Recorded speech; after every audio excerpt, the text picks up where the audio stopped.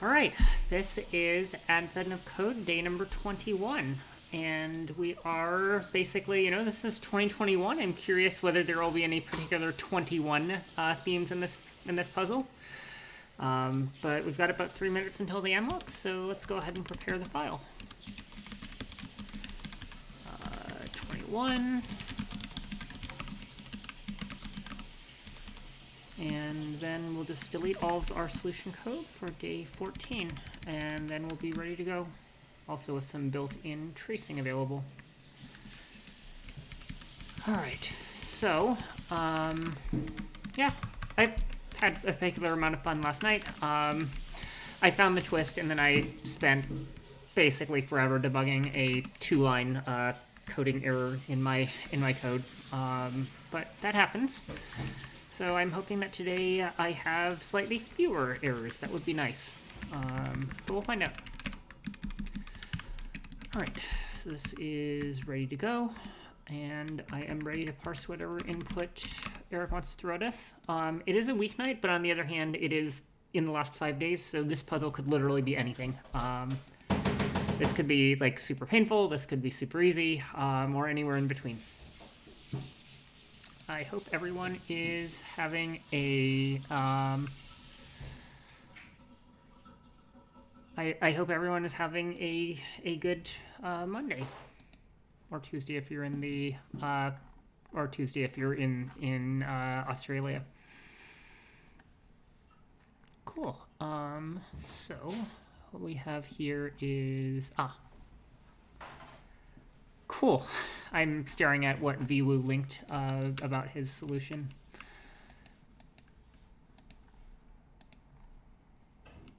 Awesome.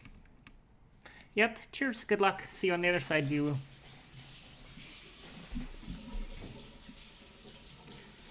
And by the way, right now we have about 10,000 people right now are eligible to get, assuming the patterns continue as expected, 10,000 people are on track to be able to finish all 25 days, because the tradition is the 25th day requires completing all 24 of the other puzzles. So, yeah, we'll try to bring along as many people as we can on the journey, and I'm always available for hints, advice. Like, also, you can go check out the Reddit/r/adventofcode if you're interested in getting help with anything. They have a tag to post with if you're looking for a solution hint or any help or anything. But me being me, I'd like to, do this in public and get occasional hints if I need them in public, so. There goes the devil garburator machine. It's kind of a nice touch, now that I see this, that Eric's made the water get darker and darker the further down you go. Hey, Eric, thank you. Looking forward to whatever you have for us today.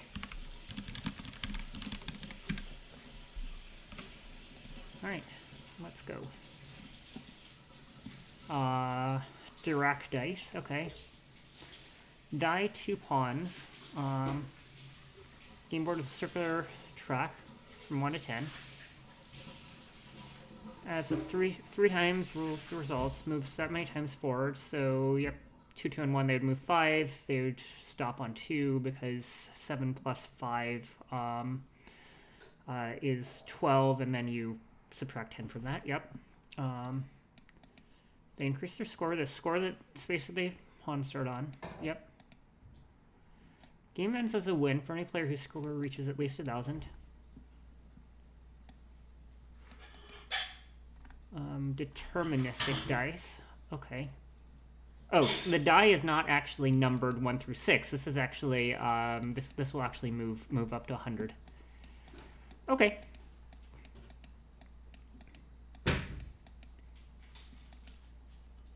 So what is my input? My input is just the starting positions. Okay. Very well. So we don't need this. String split. This.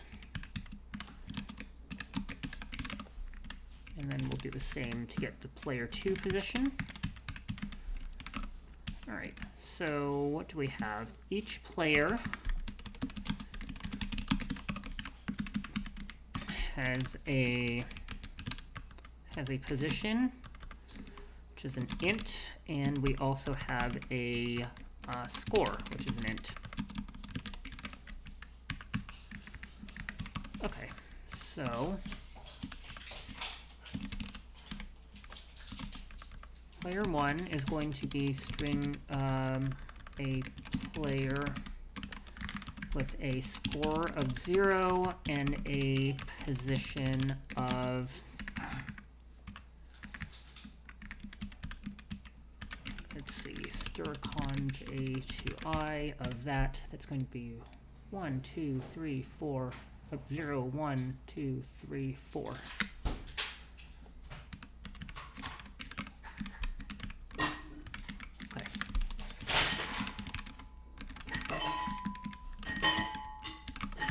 Okay, so we're just going to make sure I don't have any silly, obvious arithmetic mistakes.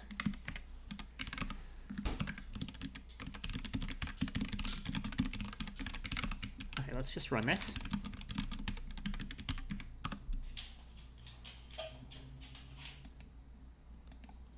So we should have 7 and 1 as the two starting positions. I bet then we get to ask to simulate the probability that people win. That's what I bet we have to do. We'll find out.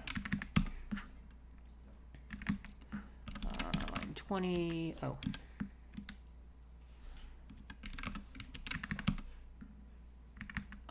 Oh, right. This is not this. This is just like this. Oh, and I need strconv. Okay.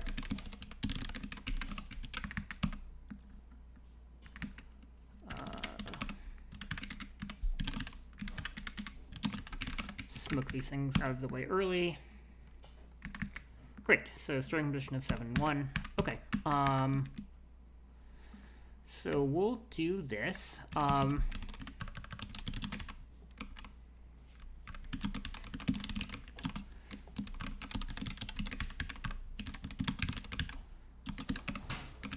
So if we have a player, then position plus equals roll, and then we're going to roll -1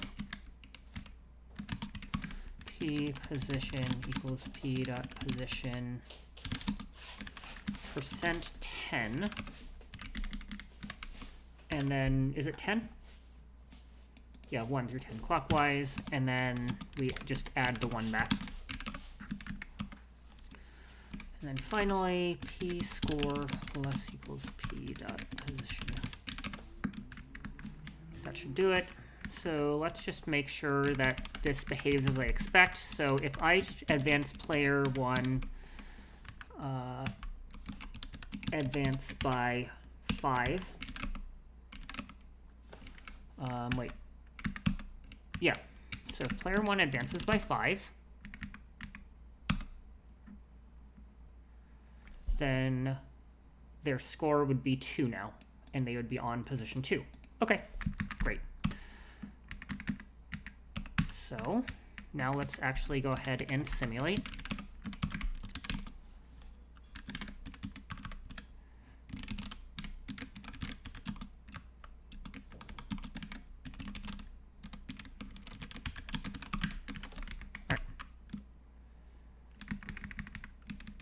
And let's also define a 1 function.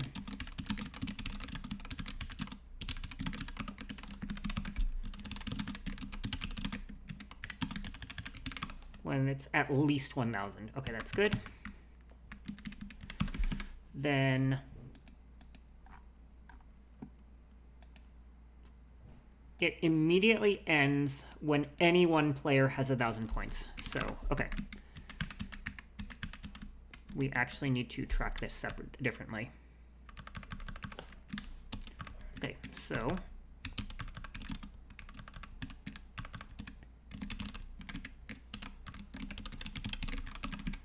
player 1.1, and we break out, and we'll have the same logic for player 2 as well.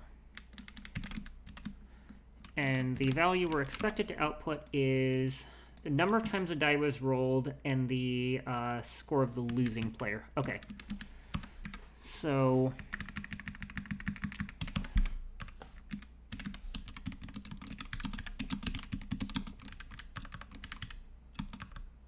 no condition here, and rolls plus, actually, no, I need to track this outside loop. Var rolls int, and also var losing score. So we'll just print at the end, rolls times losing score. Losing score equals player 1 dot score. Okay. So, and also we were going to rolls plus equals 3.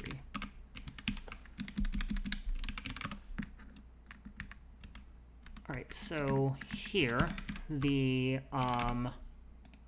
100-sided die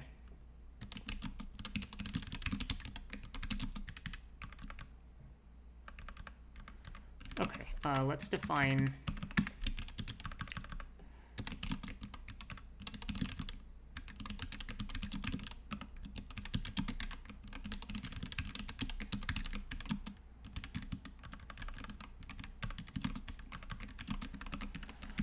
okay.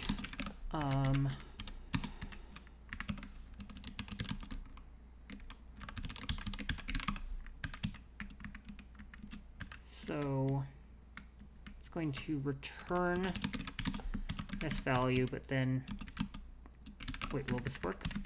Oh yeah, that'll be fine.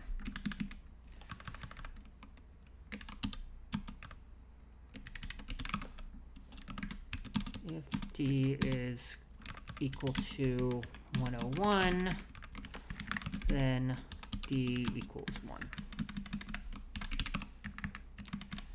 Okay. So I think that should work.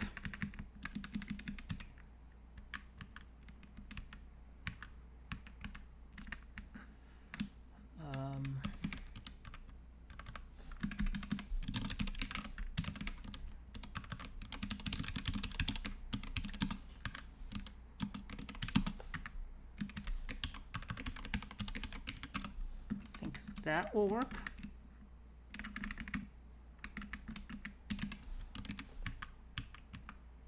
D dot roll.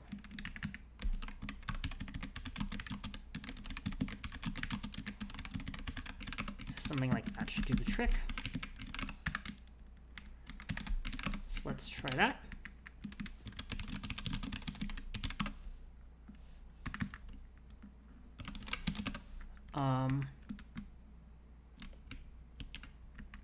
Oh, this is not var, this is type.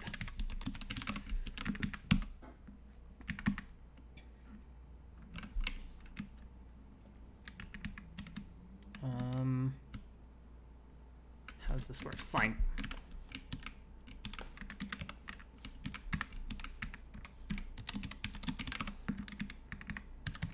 We'll do it this way.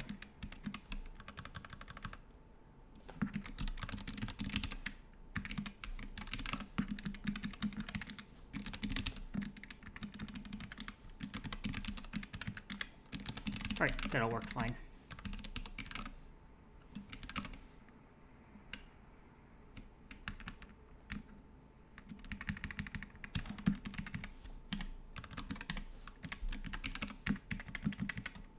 Okay, that should do the trick.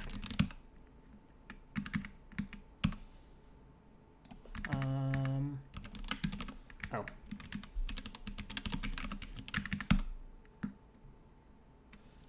Okay, let's try inputting that. That's correct, rank 843, very nice. Haven't placed in the top 1,000 in a while.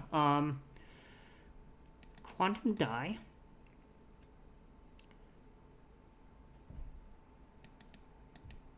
Oh.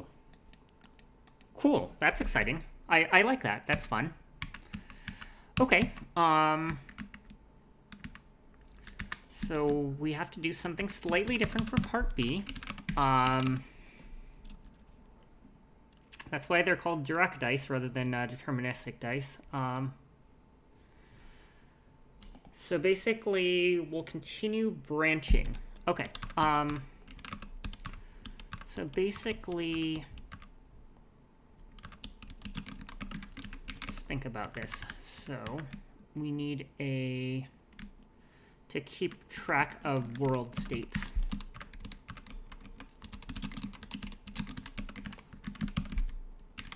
So a state will have a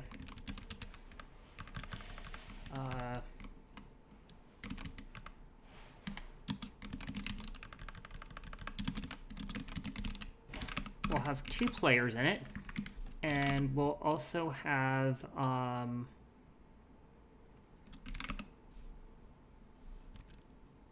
see, that encapsulates the scores, and then there might be multiple ways to reach the same state, and that's probably the interesting aspect of this.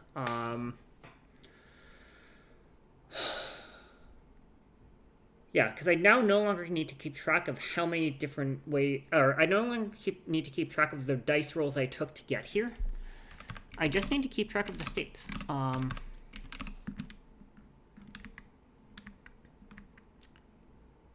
All right, so that makes sense. So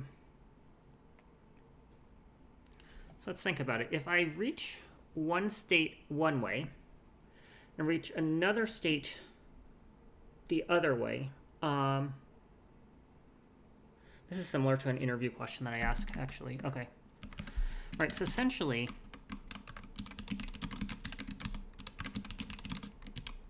right, if I have something like this,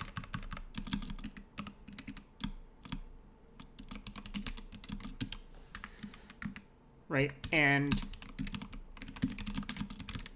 right, so if this is one possible outcome, then I can basically trace this backwards, that way I don't have to recompute the route from state B onwards. So I think the right thing to do here is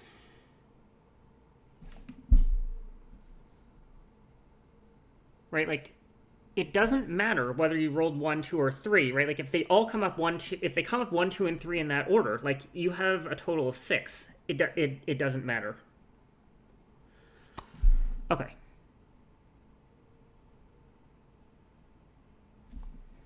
So I need to think about this more, but I think I have an idea of how to solve this.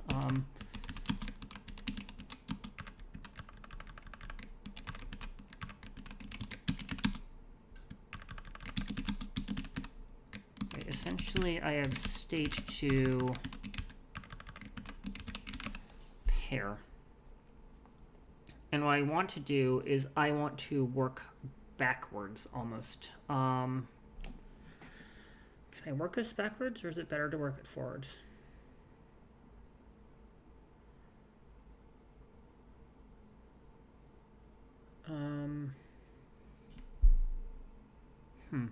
Yeah, I'm thinking about this. Hi, A9. Hey, Eric. I'm glad that you have posed an interesting challenge. Okay.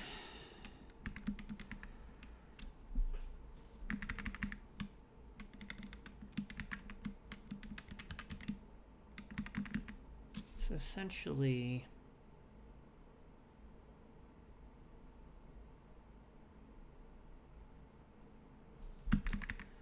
what I have to get between states is the... Oh, there's one more state here, which is...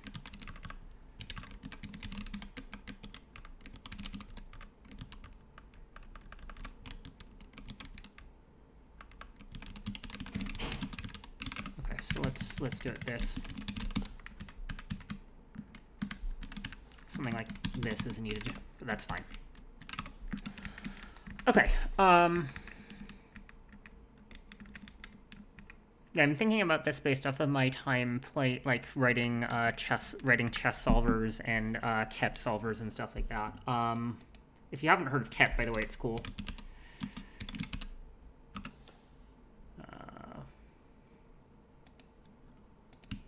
This is super fun. So one of my college assignments was to write a Ket solver. Okay.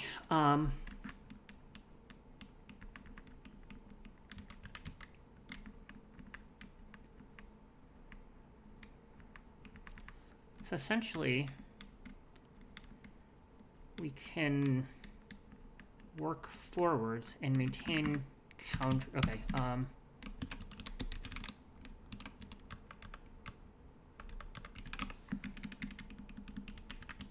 So if I find, right, so essentially at each state, I want to keep, so this one is just counts as a win for player one,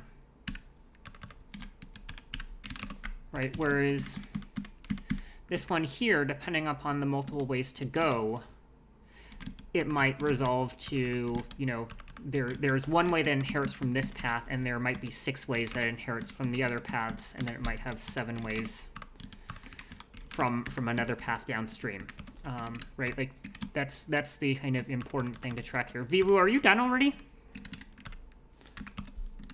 I'm basically trying to figure out.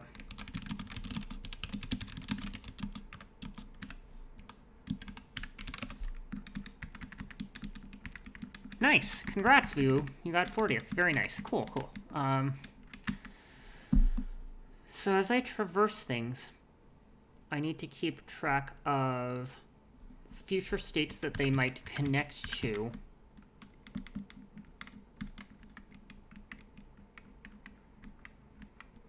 Okay, I think I need a depth-first solution here.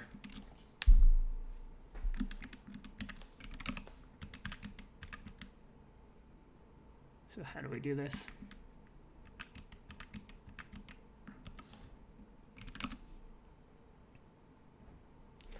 Okay, so on each roll, we basically have a variety of possibilities, right? Like we have 1, 2, 3, right? This might need to be written up in 3 dimensions, but essentially we have roll probabilities and the number of different ways to get there. Okay, so what we'll do here is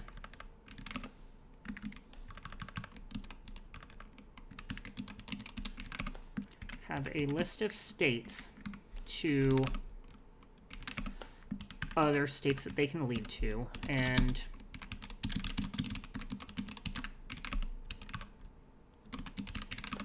okay, I think I see how to do this.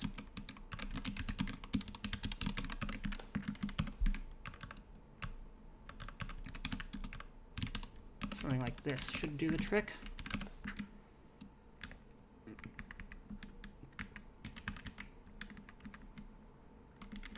Oh, but these states aren't just states, they also have a weight associated with them.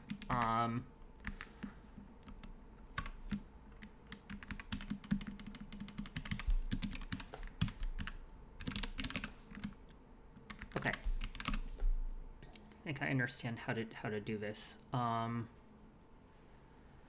So I need to walk things forward to enumerate states.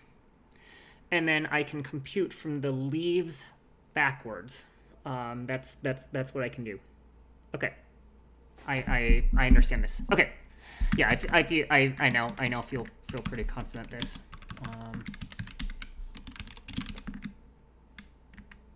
So this is outcome counts. And that way I avoid double or triple or quadruple counting worlds. All I have to do is if I reach an existing state that I know about, I can stop. Okay, that's how I do this. So I just memoize. If I memoize, I should have this. Okay, great. So yeah. Let's see how to do this. I know what I want to do now. The question is just how I accomplish this.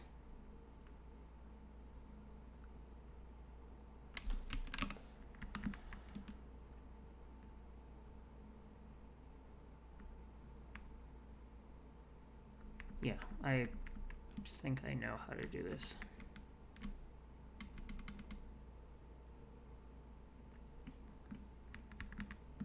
All right, so our initial state, let's start this again. We'll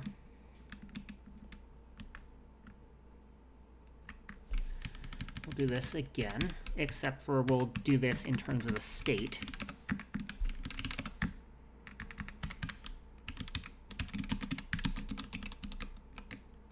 So the state will have players of a 0, P1 and 0, P2. And we also have the next to play, which is going to be next player, which is going to be player 0's next to play. Okay. So now we need to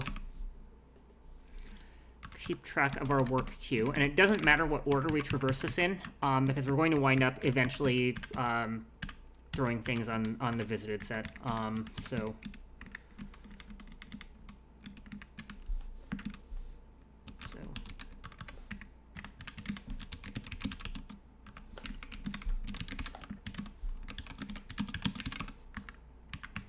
Okay, how do I do this? So to visit is a state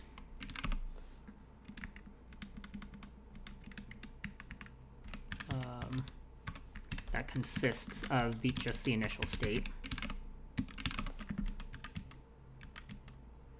And we also need to instantiate a path map and an outcomes.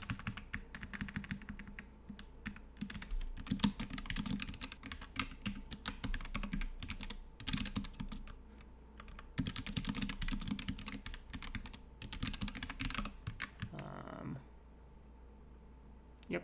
Okay, that looks correct now. All right, so what do we have here now?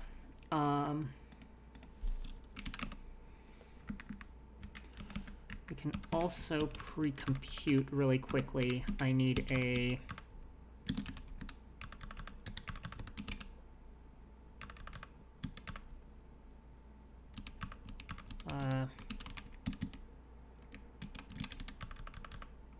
die roll probabilities.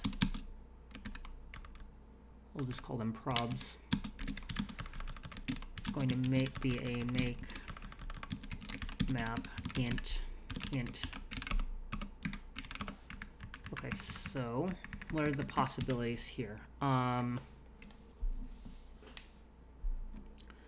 This is something that literally has 27 different values, right? But we're just going to iterate through this programmatically. X is 1, x is less than or equal to 3, x plus, simply because I cannot be bothered to do this quote-unquote correctly. Y, z, y, z. All right.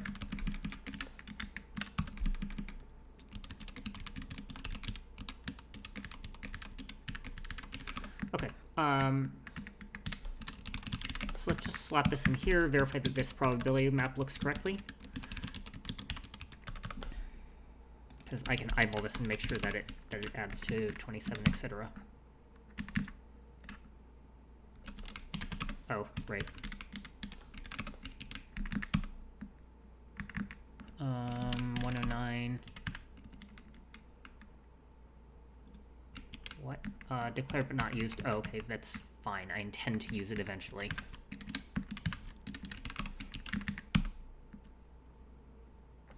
Okay, good. That's what I thought. There's one way to get 3, there's one way to get 9, and there's all of the possibilities in between. Okay. Onwards now. So,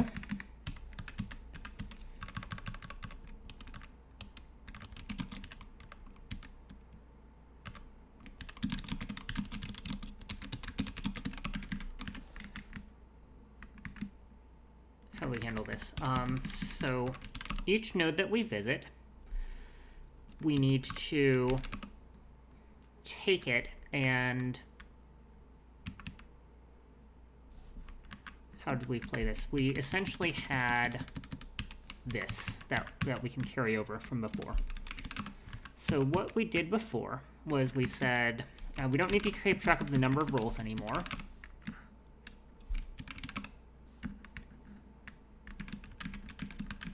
And we have a different criteria for what we do if a player wins. Okay, so now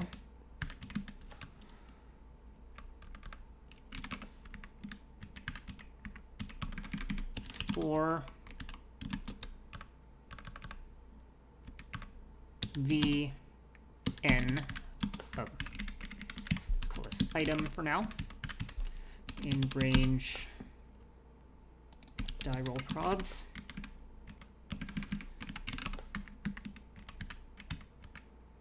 Okay, I'm going to change advance to not actually modify the player, because now it is super important to not mutate this.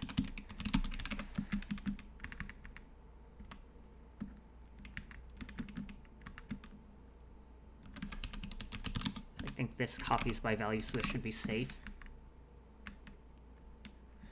So now that this has been changed to a copy by value, we just need to fix this up over here.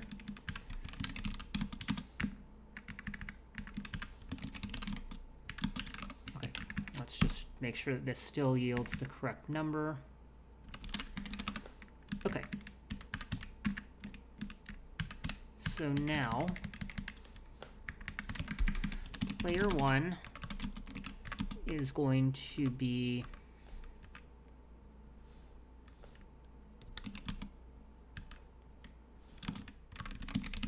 we're going to need something like this. We're going to need a actually I don't need to consider both players because now that's encapsulated in the struct object. Okay, so item dot players next player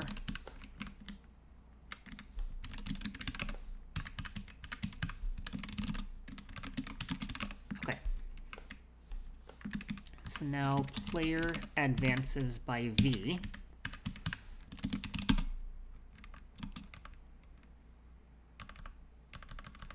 New player is what happens when we advance the player by V. And we want to say the... Okay, so now we check the possibilities first. If the player has won, then we can go ahead and set the known value.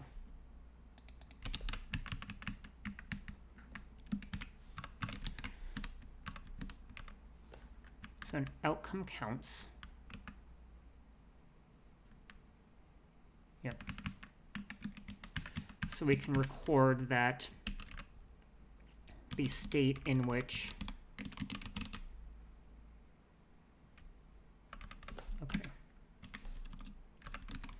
so in this case, the outcome counts with index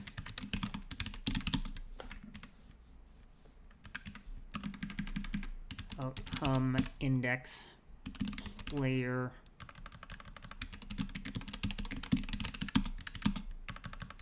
that's going to be 1 because now, or no, it's not 1. This is going to be n. Okay. Then we're done.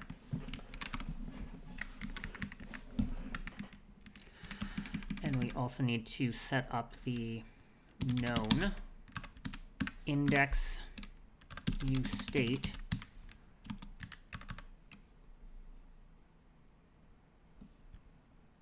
is going to be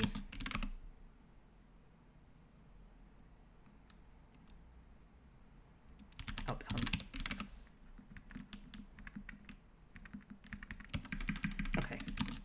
record the victory with this leaf node.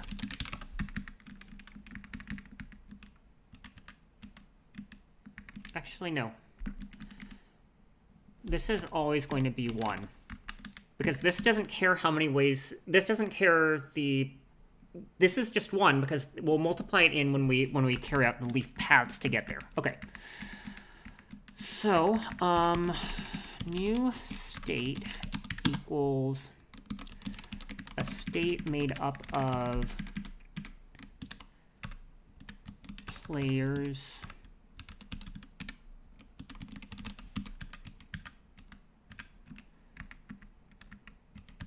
we can just copy the state by value because it's, yeah, a 2-player is not a pointer. A 2-player is a, I think.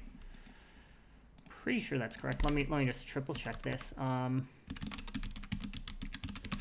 if I go to play.golang.org really quickly, I just want to verify this.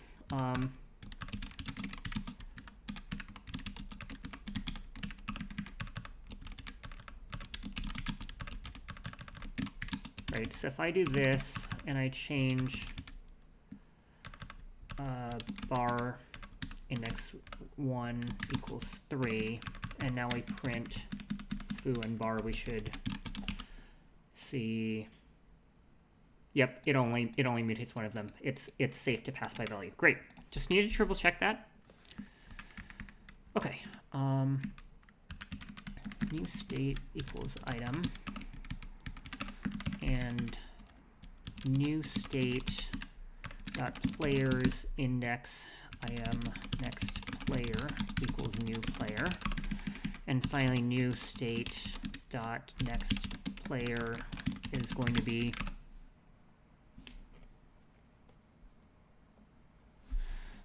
new state next player is going to be just 1 minus new state item next player. So that'll make sure it toggles between the 0 and 1 successfully. Okay. Otherwise, we need to record that we need to visit this state.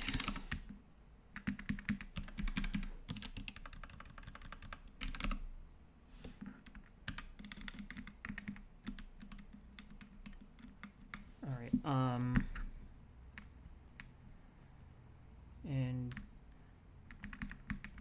oh, there's one more thing to do here, which is if, now I can end comment these, if PM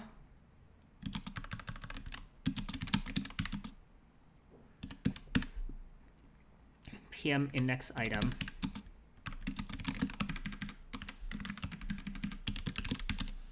continue. Don't revisit nodes already visited. Okay. So now that I can set it up this way, in fact, now I would rather make toVisit a map rather than a than an array.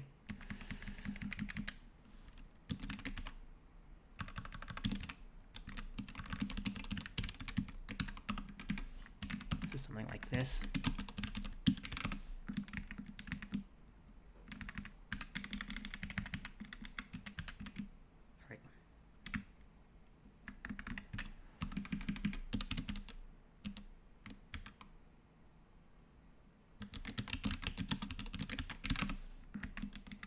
Right.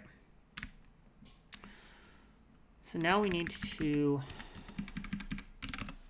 visit the next state. So PM new state equals true. So we'll record that we need to visit it. And we'll also put this into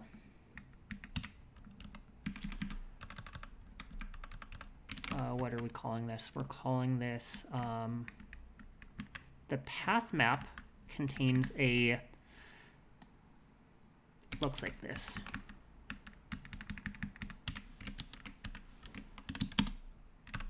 So PM index. Let's see. So we need to initialize this here.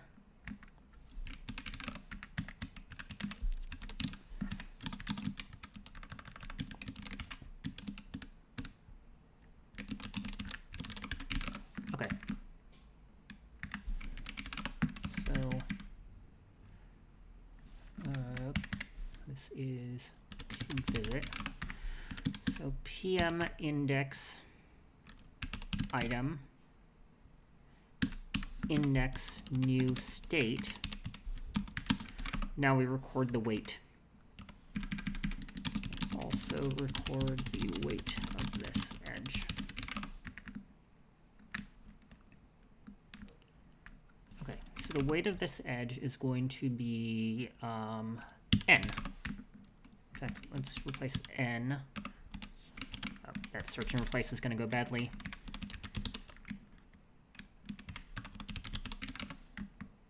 And let's replace v with roll.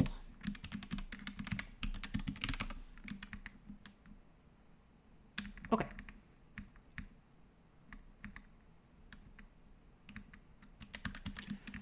So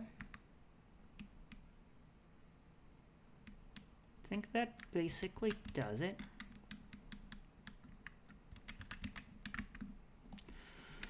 All right. So now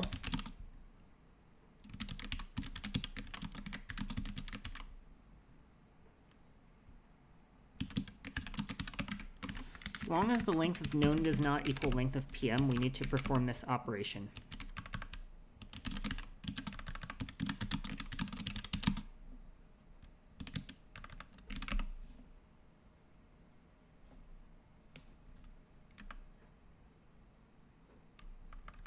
Let's see. So we only can resolve a node if all of its children are known. And as far as OKMHT's question, I've seen a lot of algorithms before, so I kind of have experience in knowing roughly what some of these tricks are. So for instance, I know that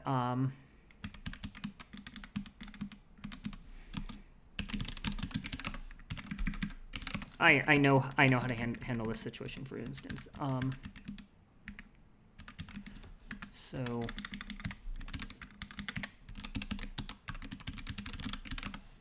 So we've got a position and we've got some future positions.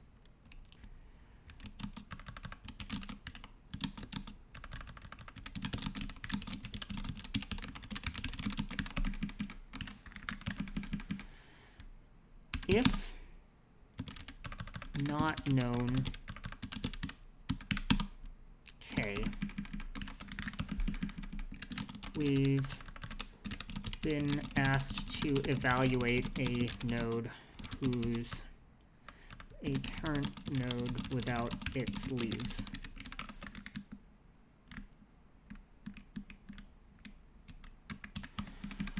And that means that we cannot continue with any of this.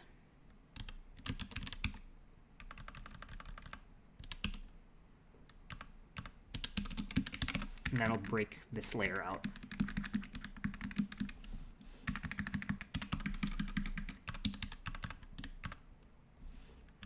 So now we record a outcomes.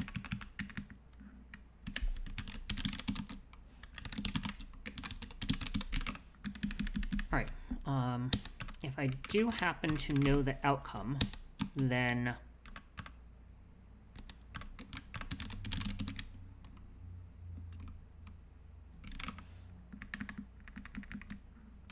the V is the weight, I believe. Is that correct? Yeah. PM item new state has a weight. This is weight.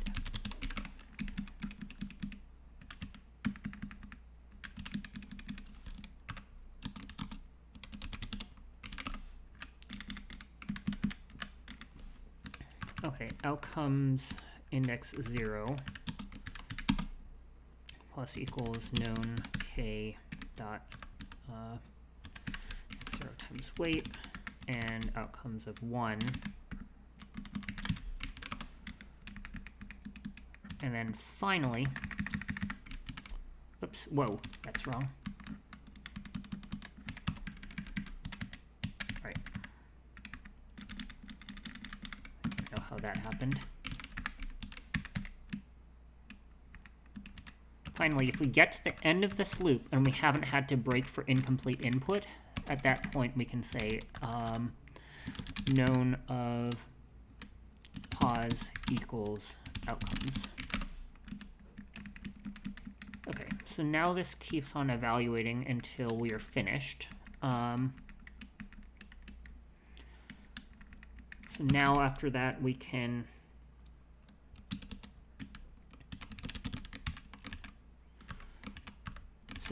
print out the known index. I think we called this start, initial. We called this initial. Okay, so that should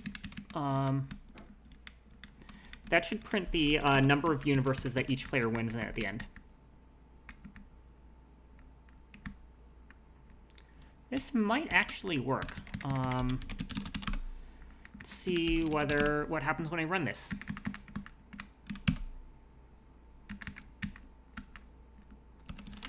Okay, new state is not defined. Let's replace item with previous just to distinguish it.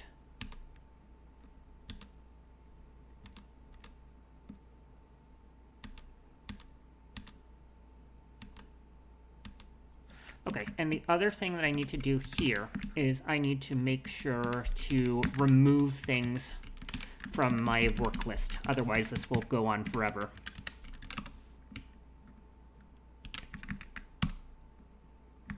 Okay, now 164. Okay.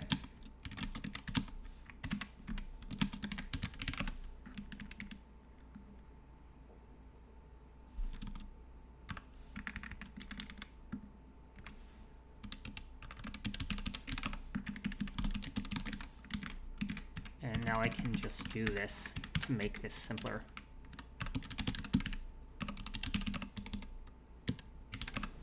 Okay.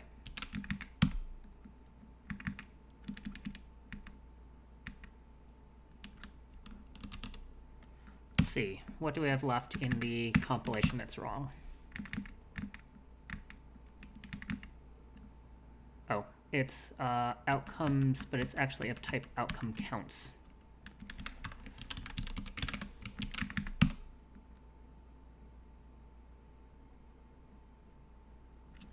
Okay, well, this runs.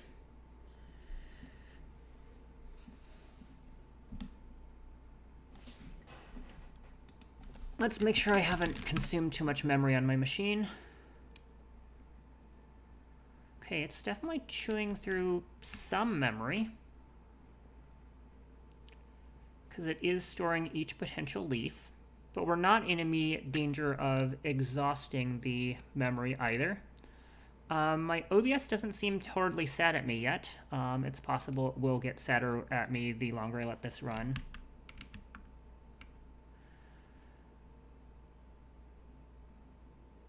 So, yeah, we'll find out.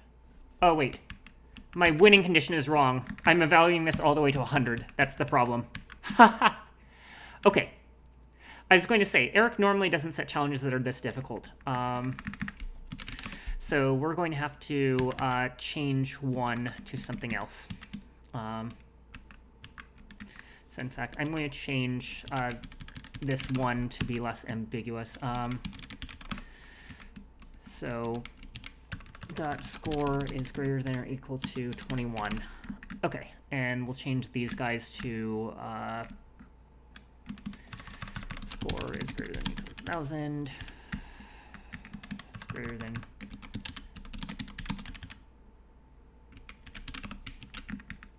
Okay.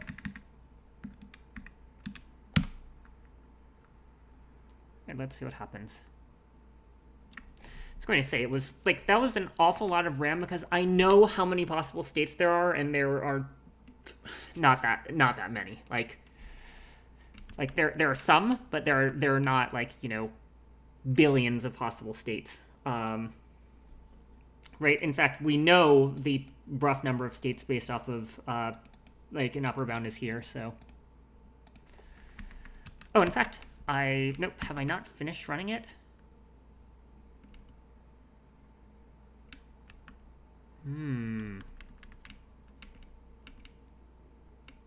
Is my memory still growing? It's mostly OBS eating CPU, so okay. Let's see whether I finished to here.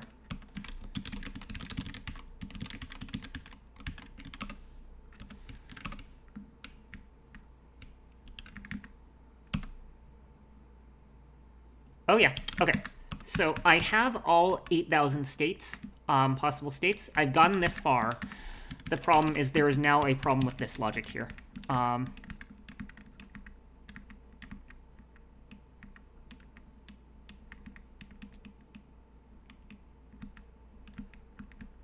So I am putting into my knowns the outcome in which the previous player has won. So we're breaking out here. Oh, this is wrong because this is incorrectly setting this.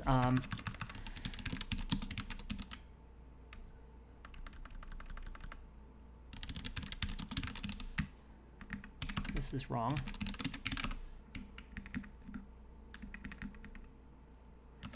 Okay, this really should not take that long.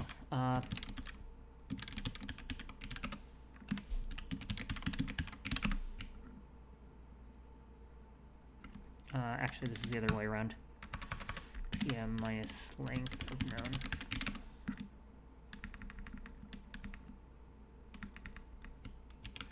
Okay, let's see what happens now. Why is this incorrect? Oh, because this was here. Okay. Ooh, that's bad. Okay, this is clearly wrong then. So why is my list of known states so much larger than... Oh, I see the problem. Because I'm counting all of the leaves. Okay. So we'll evaluate it this way instead. So we are done when for every...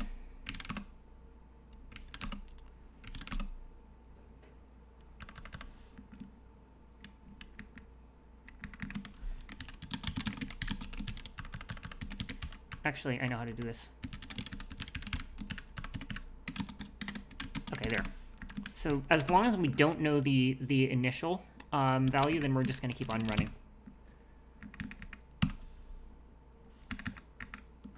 Line 155 is wrong. Oh.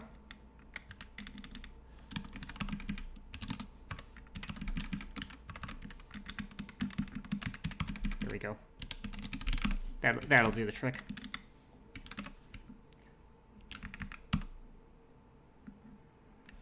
Okay. That is now wrong.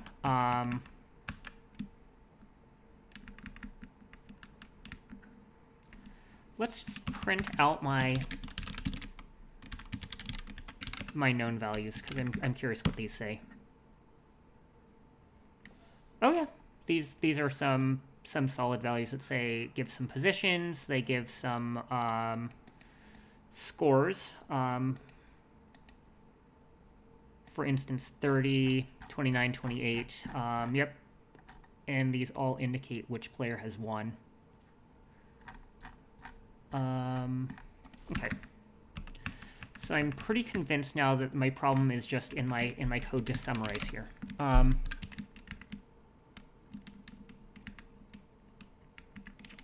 does this work?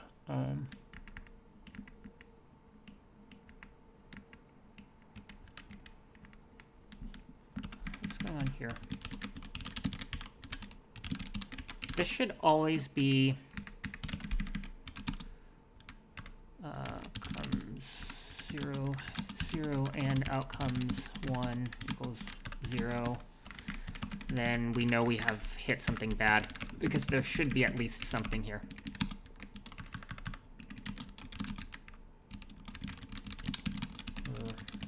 Evaluating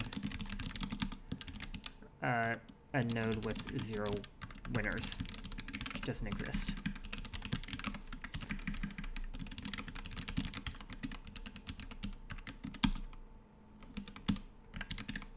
Okay. Where am I caught up here?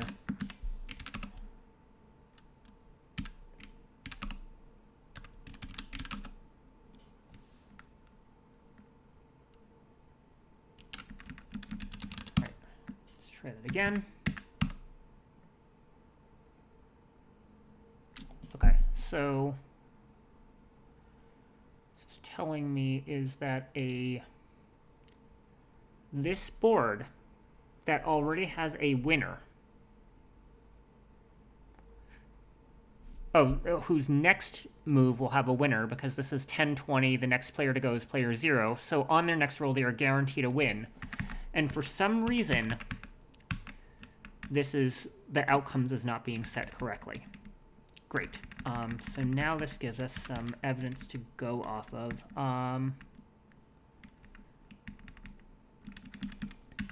Okay, let's do it this way.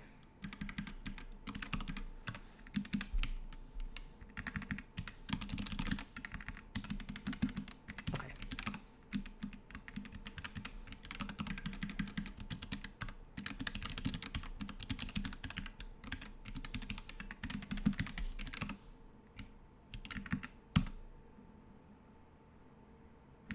Oh.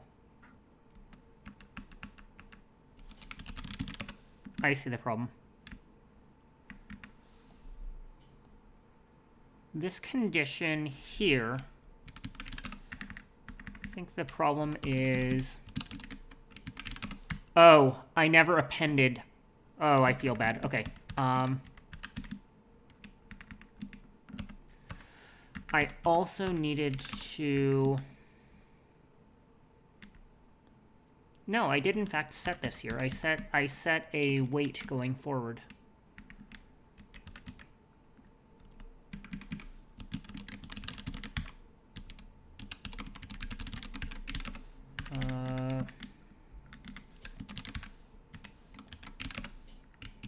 Surely this can't be the case. Ah, yep, there we go. So this one, for some reason, has no children. And yet we're being asked to evaluate it, and that's our problem. Why do you have no children? Oh, because we aren't connecting these.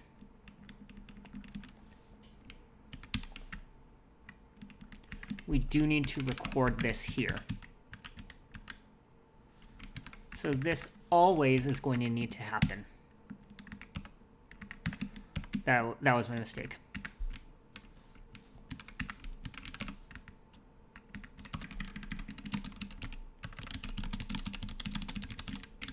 Okay, now this makes sense.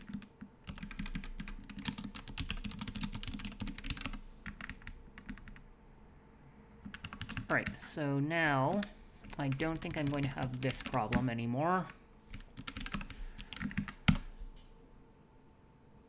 Great. Okay, so now I've got my total number of universes. That looks roughly order of magnitude correct. So basically what I need is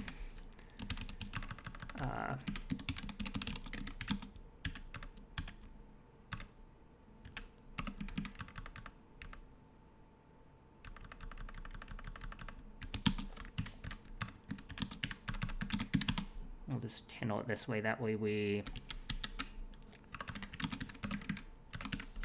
print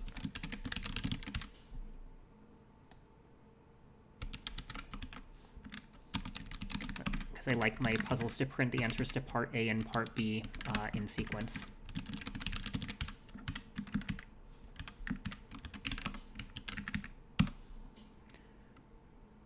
All right, wait, that's the... Really? Is this number bigger than this number? Apparently so. Okay, this is the smaller one. That's not correct. Okay, what have I done wrong? Let's go ahead and run this on the test input, just because, and I now know that I don't need to worry about running out of memory. Using the starting example of starting positions 4 and 8.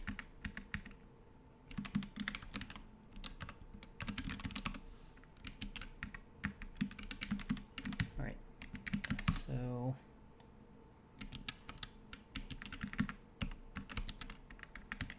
okay, let's try 4 and 8.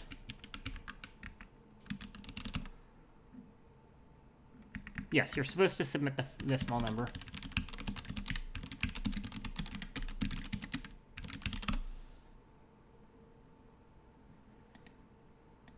Oh, that's off by several orders of magnitude.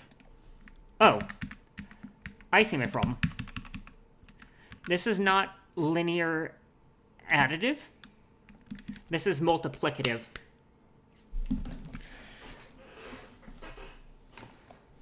But we already handle this with multiplying things across.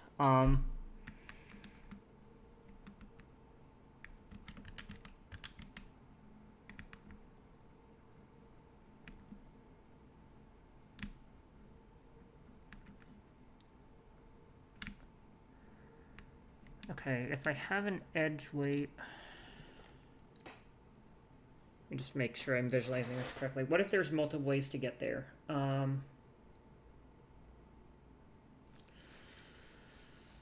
If there's 8 ways to get here, and there's 6 ways to get here, and there's 2 ways to get there, that should multiply out to 12. Yeah, I think that's okay.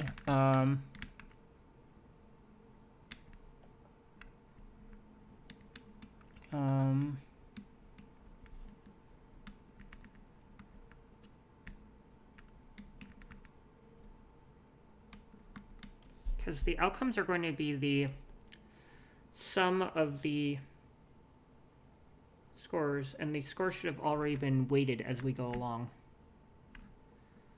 Just make sure that I have this correct.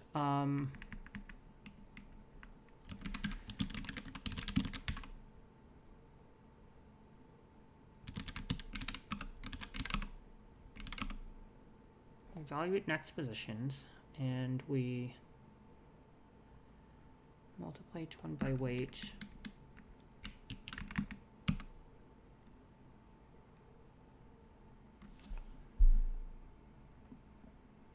Okay, so let's take a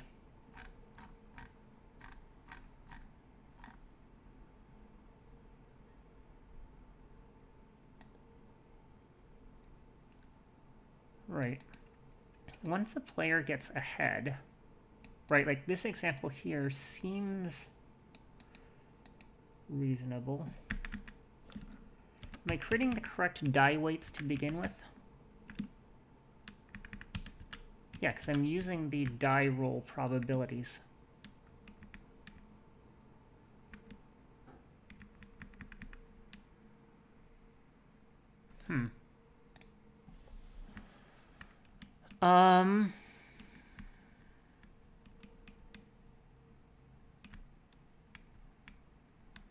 We are putting the edge weights in there.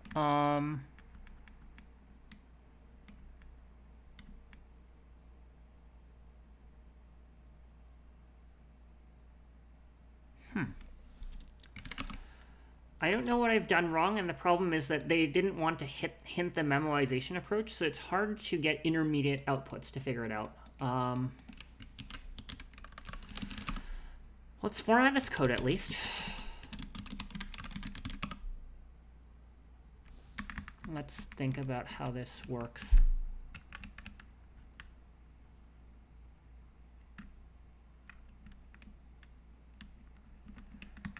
Known new state equals outcome. Yep. Delete to visit previous. Oh, I guess I can just move this up here to just always do it.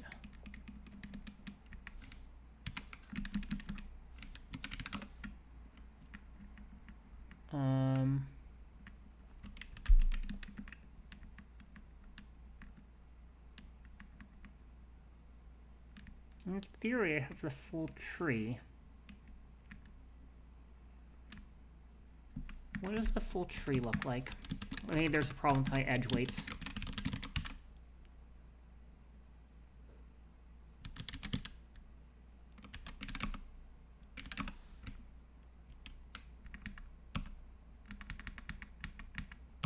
Let's run this. Oh, I'm printing too many of these things. Yeah,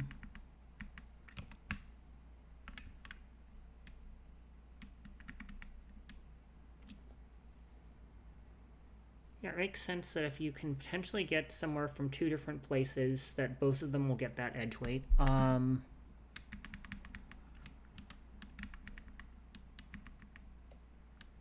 We're not, we're continuing outer rather than save known positions, so we're not getting prematurely small values. Okay,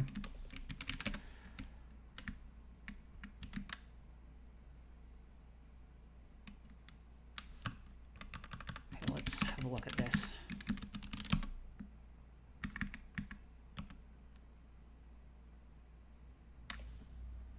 Okay. How can I make this more digestible and comprehensible?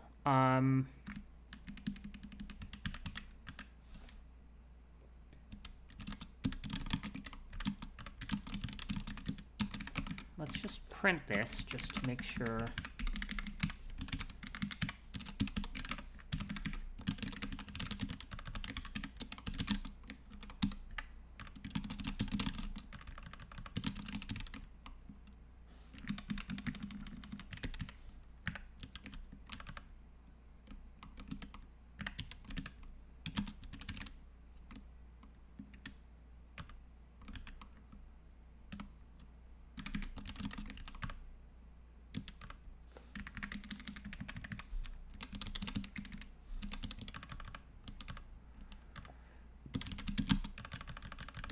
Target weight range edges.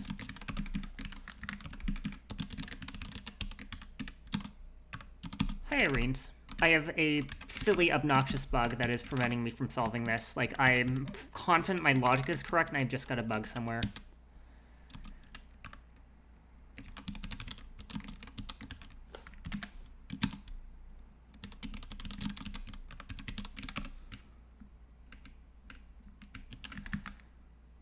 Right, so this is what I get.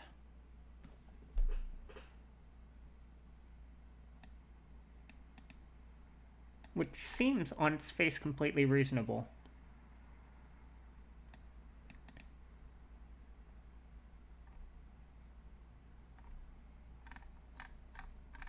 Yeah, so we've got a list of paths.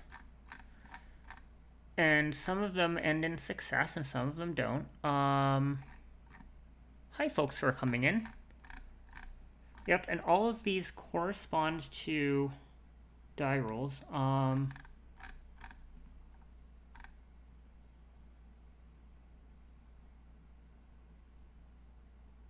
Each player rolls the die 3 times, so they don't move and then roll and then move and then roll. They're literally adding all 3 up and then moving the pawn forward.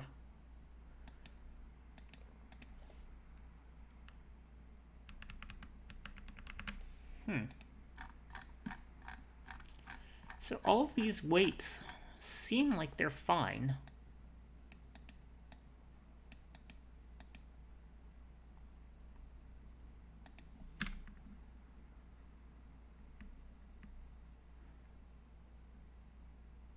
Like, I'm pretty sure.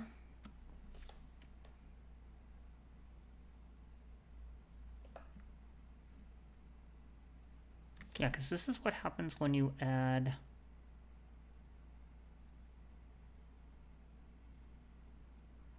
Right, this person has moved on to space 10. They've moved 9. There's one way to do that. There are 3 ways to move. There are 3 ways to move 8, I think, yeah. Because you can get you can get 2 on exactly 1 die, and the rest have to be 3s to make that work. So, like, this is fine.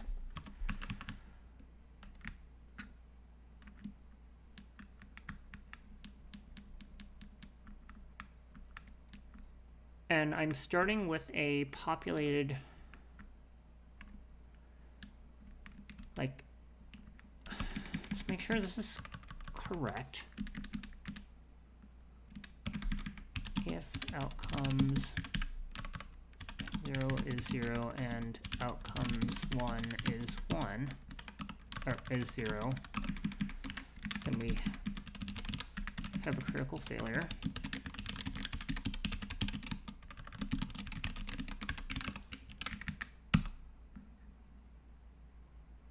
Yeah, we don't have any critical failures. So that's not my problem.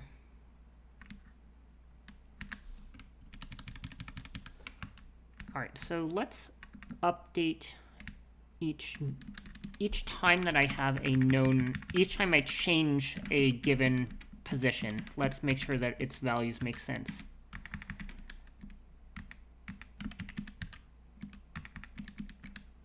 Something like this.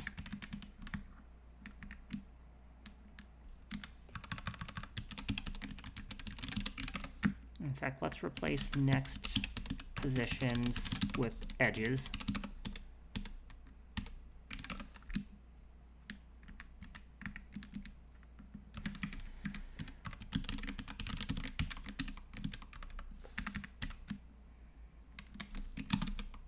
And this has a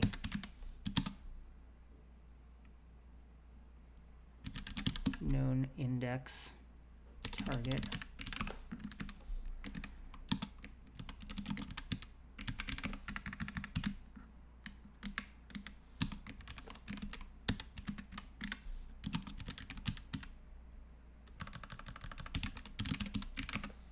That seems like that ought to do the trick.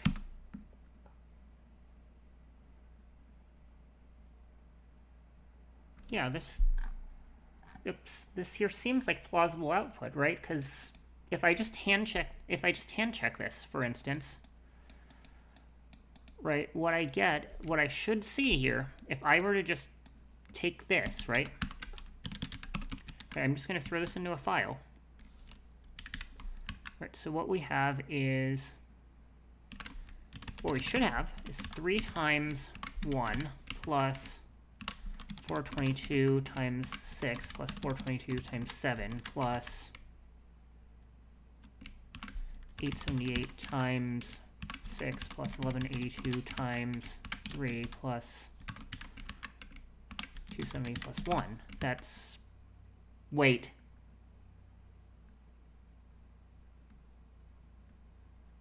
Okay, there's my bug. Wait, is it? No. I put an extra star in there. Yep. Okay, 14,574. Yep.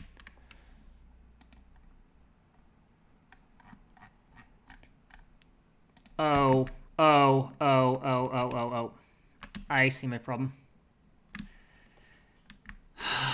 No. You see, my problem is here. Right here. This needed to be a 64-bit integer.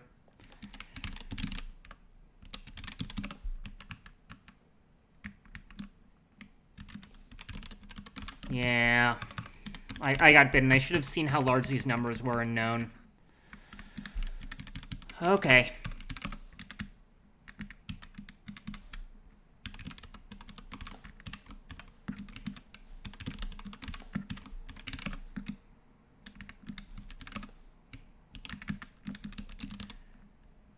Yeah, I've had my algorithm correct for a while. Wait, no. Still wrong. Unless...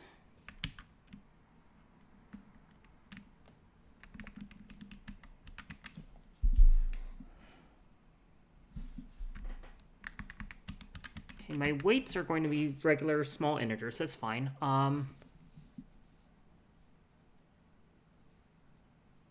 Just triple check this.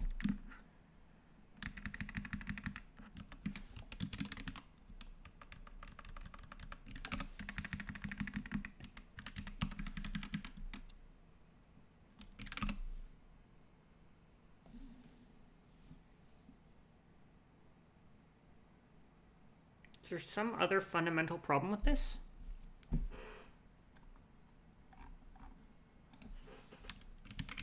Let's see.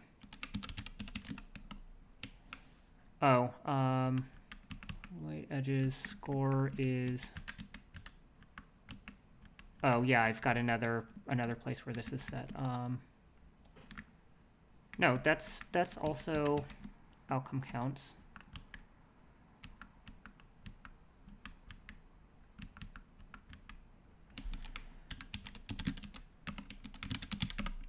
So known is here.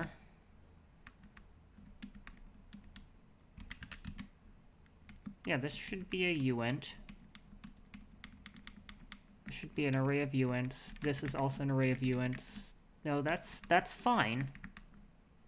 Okay, I don't know where my problem is then.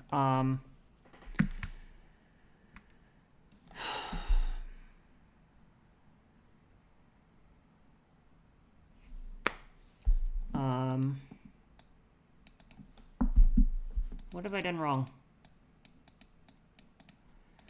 Right, let's just check that.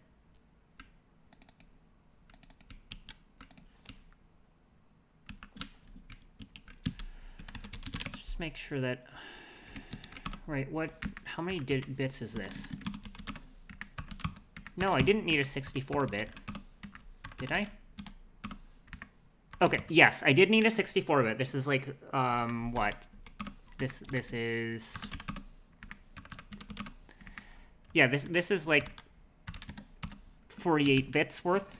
So definitely the int64 is the right call. These all should be uints at this point.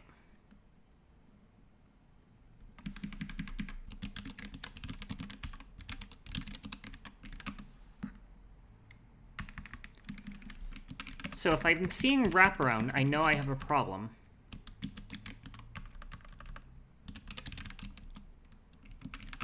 Yes, the compiler does warn me if I mix types. Like, let's suppose that I take this off.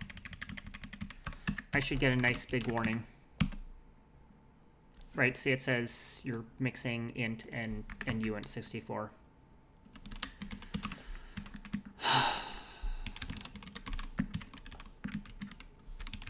Yeah, so this is fine.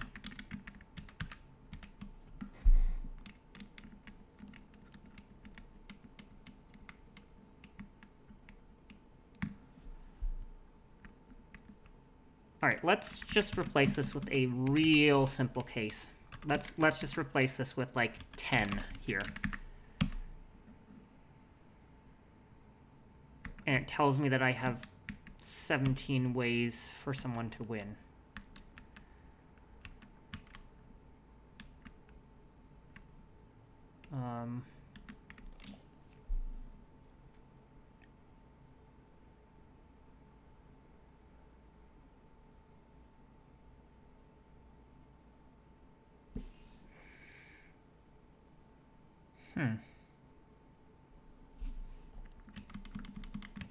This is 21, yes.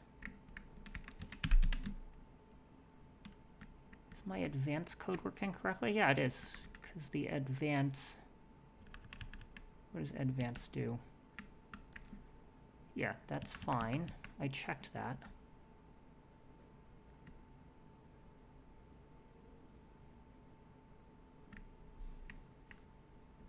Tempted to literally push this up to GitHub to help people who are trying to read through this and figure out what I'm doing wrong.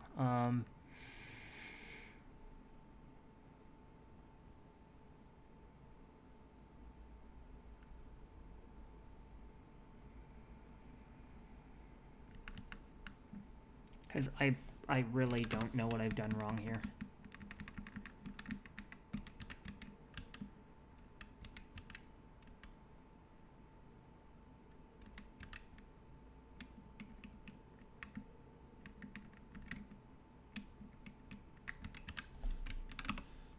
Okay. I cannot crack this. I cannot figure out what is wrong with this. But it is clearly giving answers that are several orders of magnitude too small, right? If I compare this right? You can see that I'm off by a factor of like 50,000. So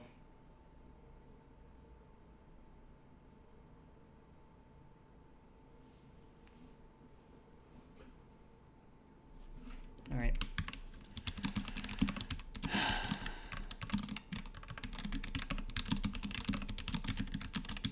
Add non-working day 21 solution. All right, so if you all want to look at this on GitHub, I'll drop the link into Twitch chat so that we can stare at this together because I cannot find my bug.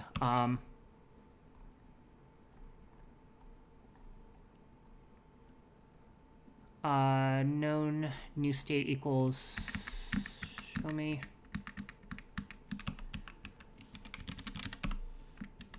No, that,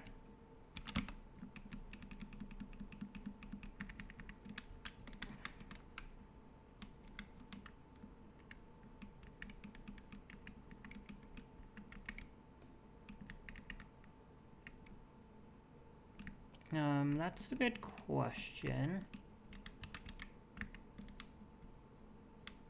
Oh, yes, I'm setting some of these to 0 accidentally along the way. You're right. Wait, am I? Let's see. Let's test this.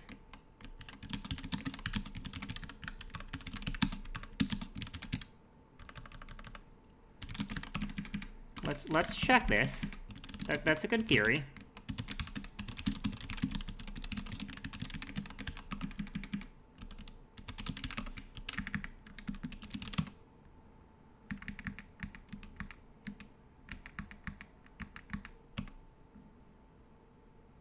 Oh, yeah, okay. Thank you. That was it.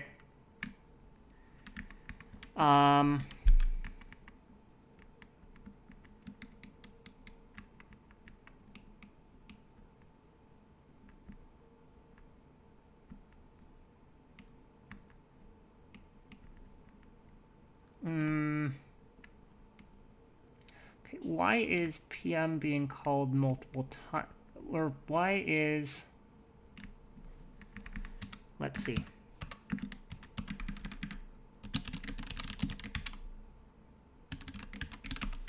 Let's see what this is, what the problem is.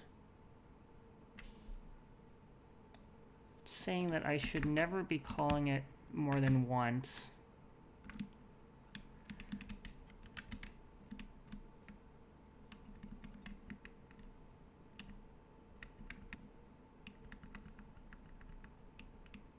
This should have...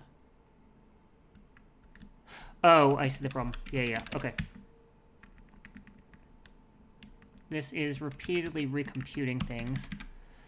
If we already know... Oops.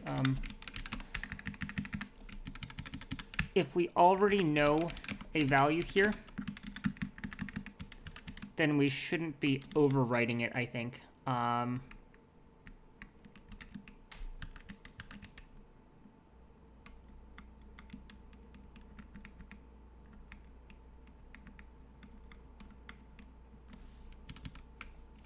I think here we're supposed to continue.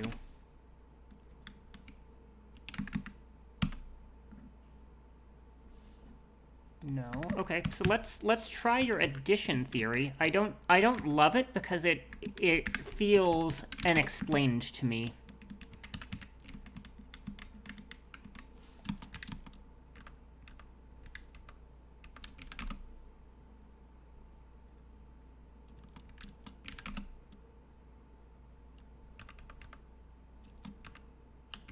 Wait, but this is always going to consistently repeat and find the same positions. Like this feels like a right, like because we're iterating this in the outer for loop, of course we're going to see this on a subsequent iteration, right? Like that's what I worry about.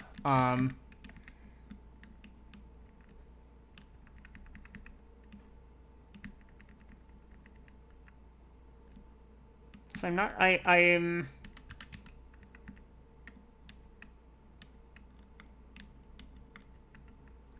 I'm not sure that's it. Right, like, the addition piece is happening here.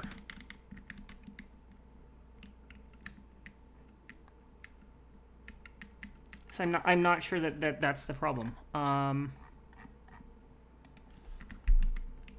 Like, you're right that this is duplicating work, and I should avoid duplicating work. Sure, I'll agree to that, right? But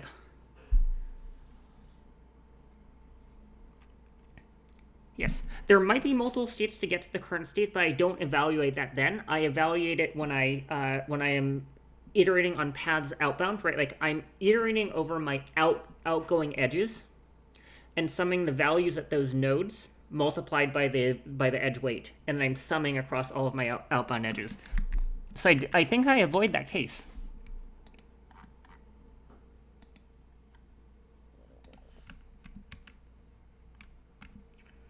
So that's what has me a little suspicious here.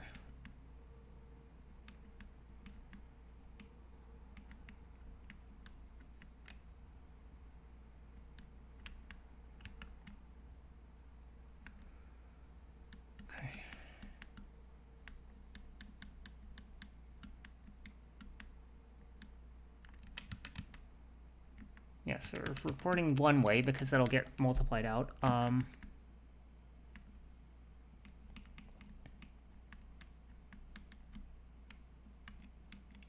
the path from the previous to the new state.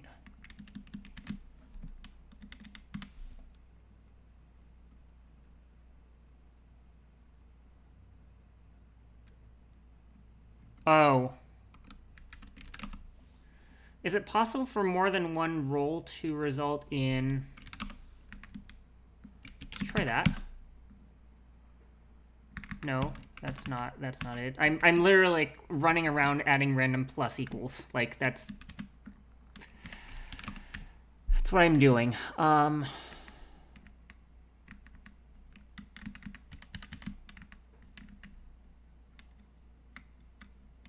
iterating each of the possible 9 outcomes.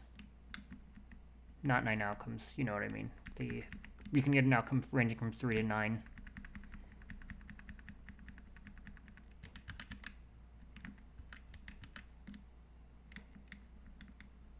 Yeah, and we avoid revisiting nodes that have already been visited because their values are not going to change.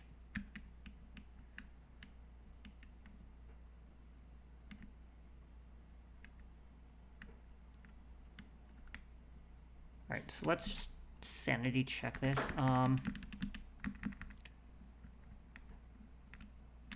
So a edge node should never append to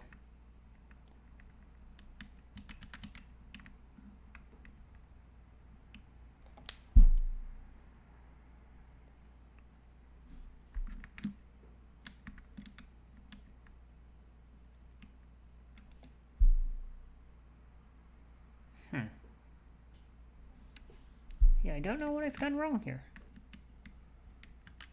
Like I've spot checked the math.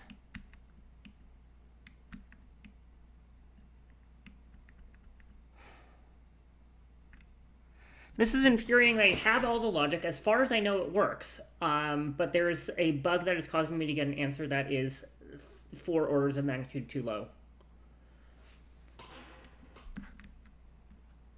Why is it not weight? Because the leaf node, the weight gets recorded here. Otherwise, I would double count the weight. Right, this is my right, like when you reach a certain outcome, the way that you account for the number of ways that you can get to it is in the edges pointing to it. It's not, right, like it itself being a state of the universe, right? Like you've arrived there. That's one universe state.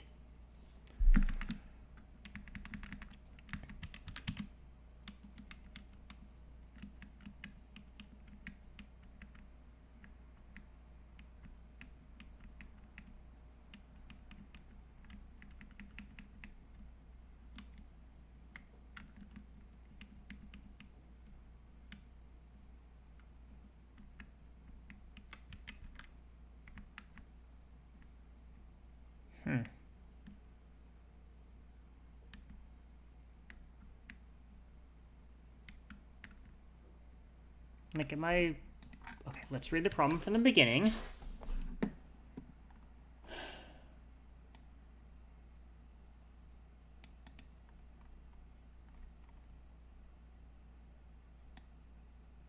Yeah.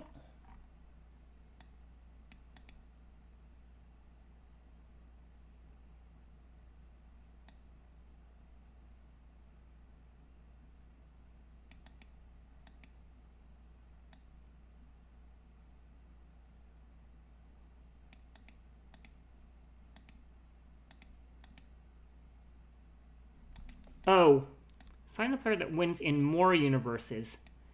In how many universes does that player win? Okay, so I have a bug, which is this should be 0 and 1, but that doesn't solve it, but it at least shows that I have a reading comprehension problem. So this number here, this number here, this is actually the winning number. It's not, we don't take the value of the loser, but I still have a serious problem because this is off by several orders of magnitude. Yeah, I'm still off by 40,000.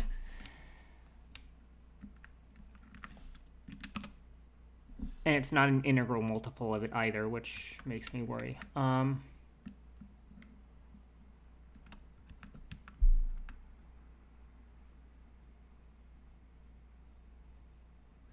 Is previous weight? No.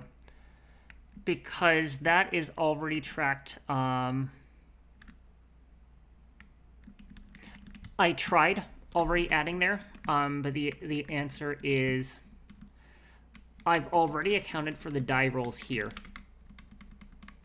Like, if I were rolling one die at a time, yes, but you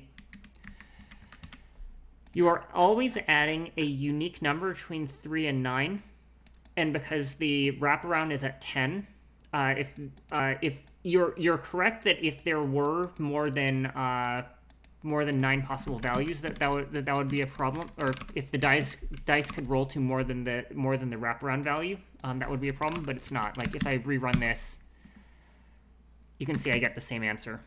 So that's not it.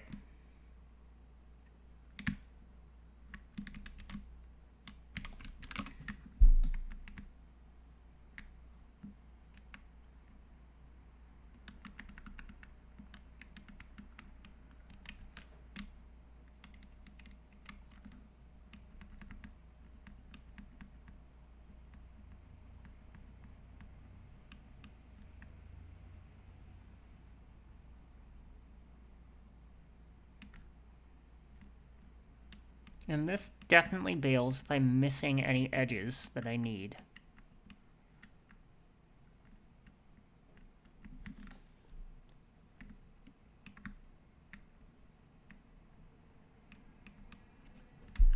So it initializes the map, which is the map from of directions that were pointed and the weight. Right? In theory, every single one of these, right? Like,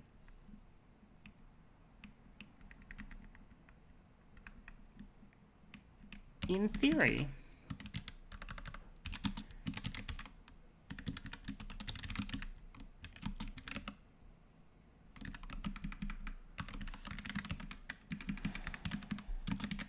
three, 4, 5, 6, 7, 8, 9.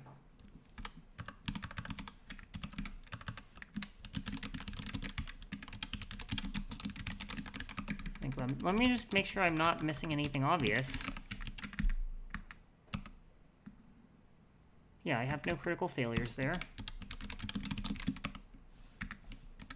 Any ideas, Twitch? I'm running out of ideas, and I'm pretty close to declaring a hard stop, and that somehow my own code has defeated me.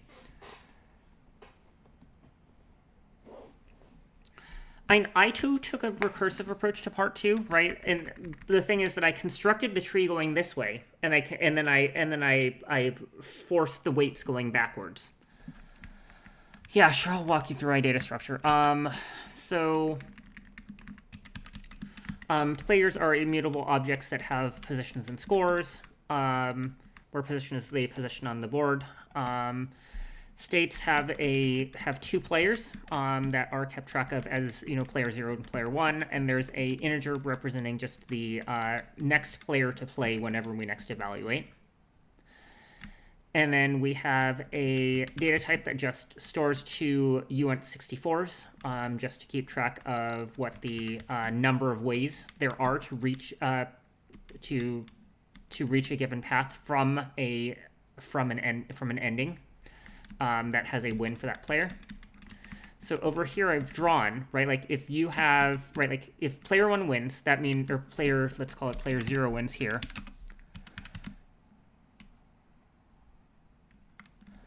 So yeah, basically I said player 1 wins, player 0 wins, and it gets scored as 1, 0. If there's some other branching path, right, and there's a weight associated with this, right, like let's suppose that this has a weight of 3, then that'll be 1 times 3 plus 7 times 1, right, 6 times 1. Right, that's how I'm accounting for it. And I'm just, so basically what I go through is I populate all of the edges, all of the leaves, I populate all of the leaves with 1, 0 or 0, 1. And then I work my way back up the tree. Once I populated what the tree is, what the relationships are, what the weights are of the edges, then I populate the weights of the nodes. Seems like all the weights leading up to the last one aren't being included unless you're reading the code wrong. You're reading the code wrong because the weights here are the weight of the outgoing edge from the current position to, in fact, we can just target. Let's change this to target, right, just to make this more clear.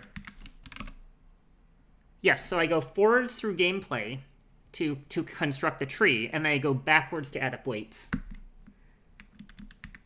Right, so I know, for instance, that my tree has, right, I know how many nodes my tree has.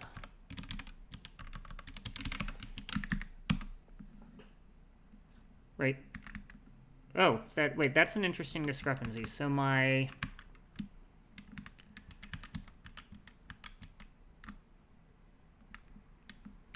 why does my PM have more nodes than my... Oh, yeah, that's fine. That's correct, right? So at the start,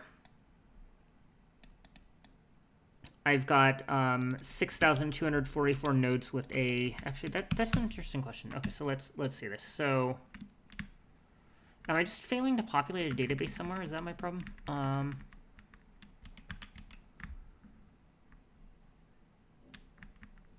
So known... Yeah, okay. So known gets populated...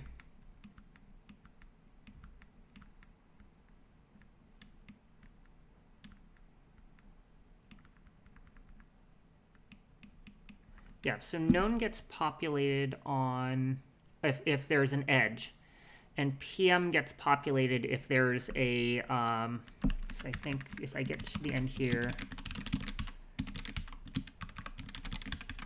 I think these two will add up.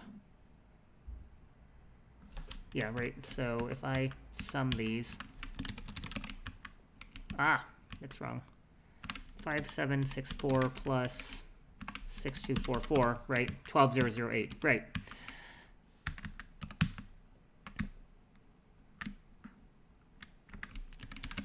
So known basically keeps track of the weights of the nodes that I've computed, and the PM keeps track of this PM, which is a path map, keeps track of the edges and their weights.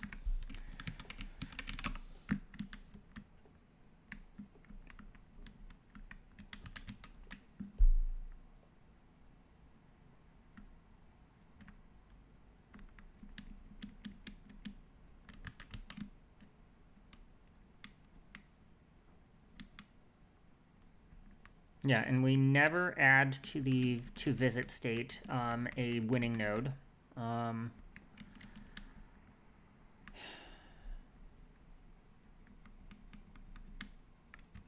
Is it possible I've reversed the roles and the weights? Is that my problem? No, the roll is x plus y plus z, and the weight is over here. Yeah, and I checked those. Those look fine.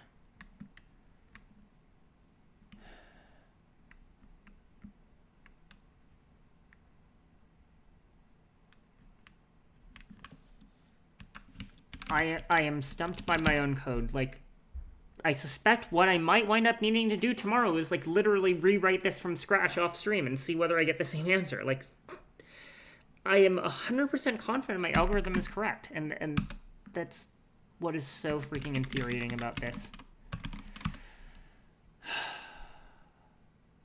Like, I will plug this in, and I will... Actually, no, I don't want to be locked up for 5 minutes.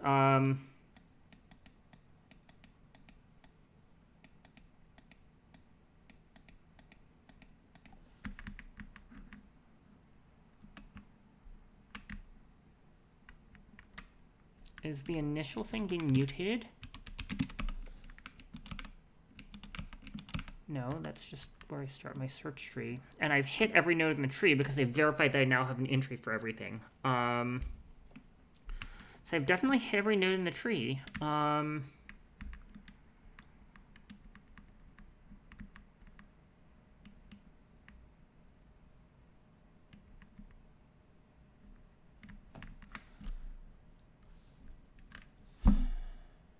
Yeah, I'm completely and utterly stumped.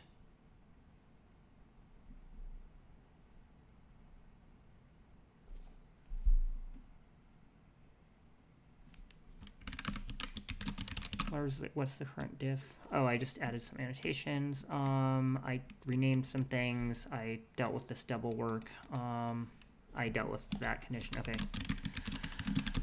All right.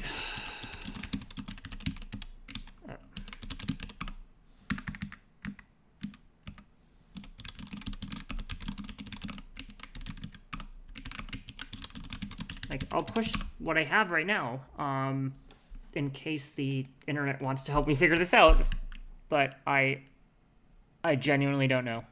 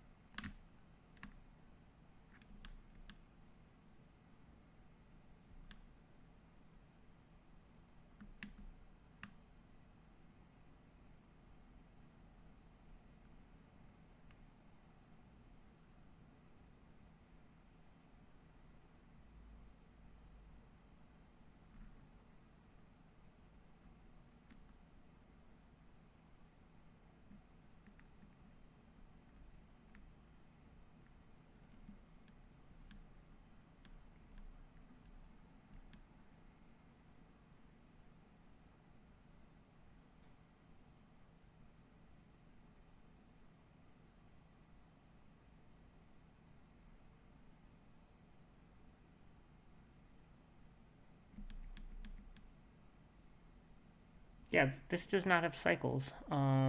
This cannot have cycles, or else there, would be potentially some mechanism by which you could attempt to never win. So there are no cycles because you can the value, the sum of player scores always increases.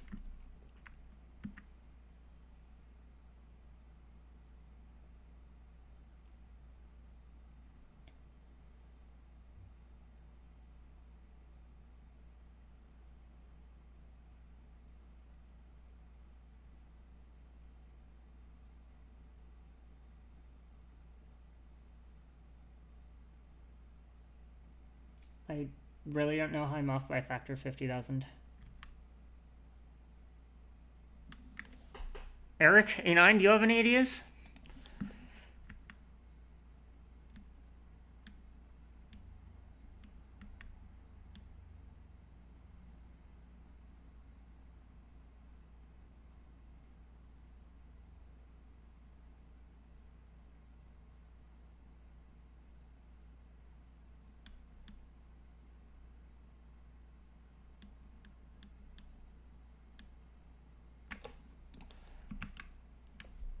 My tree literally has 12,000 things in it. It's got 5,700 regular nodes. It's got 60 to 44 leaf nodes.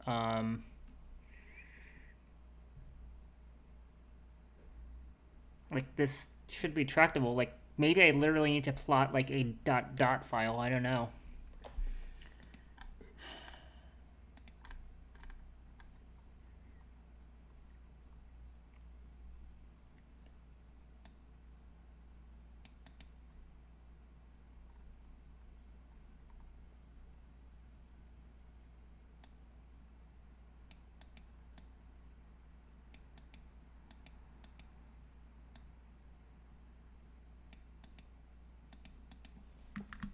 The only possibility I can think of is...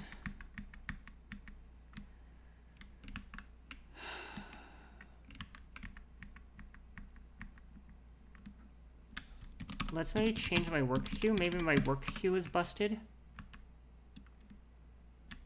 That's the only thing I can think of, that my work queue is broken.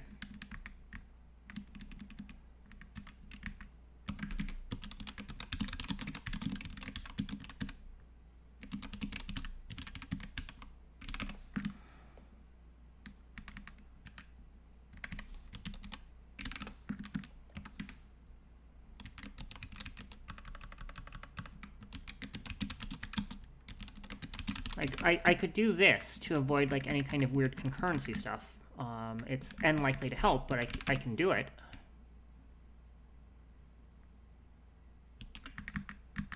Let's see whether it gives me the same busted answer.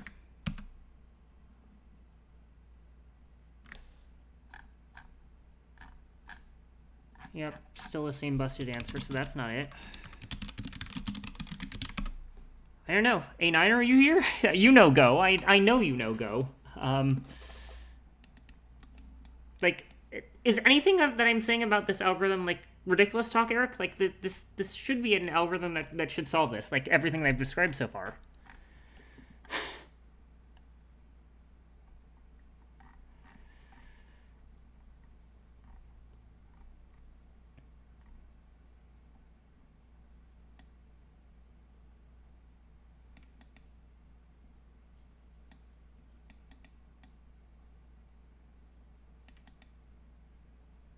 No worries.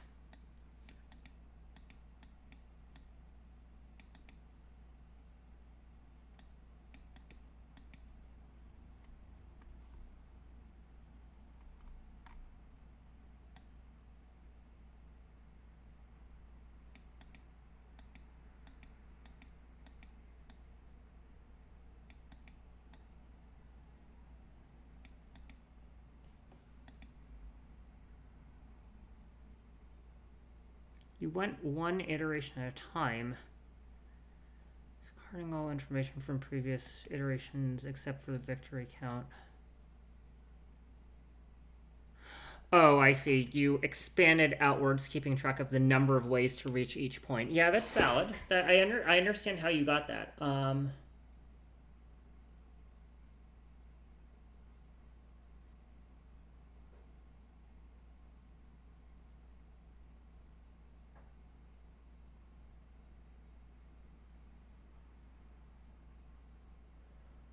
Okay, so what you're saying is...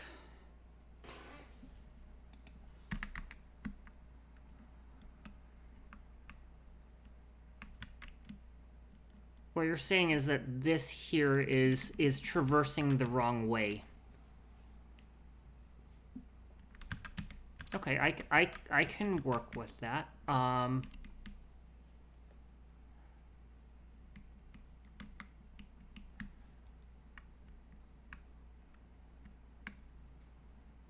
So okay, let's take that theory into consideration. That my no, a DAG structure is not quite what's messing this up.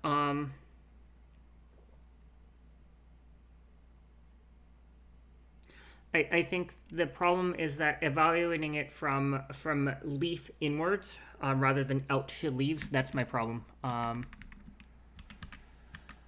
Okay.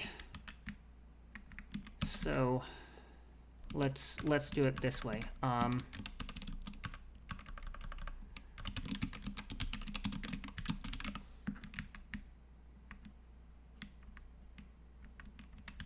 If I handle it this way, then what I'm going to have is some something like this.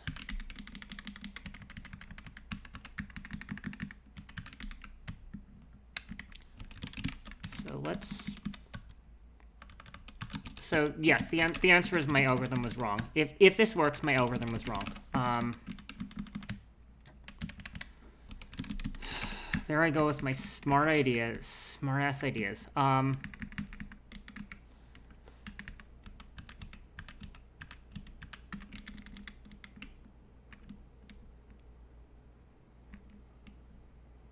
So let's change known to...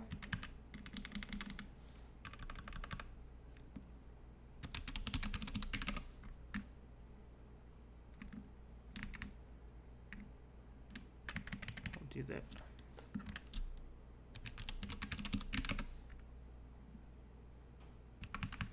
All right.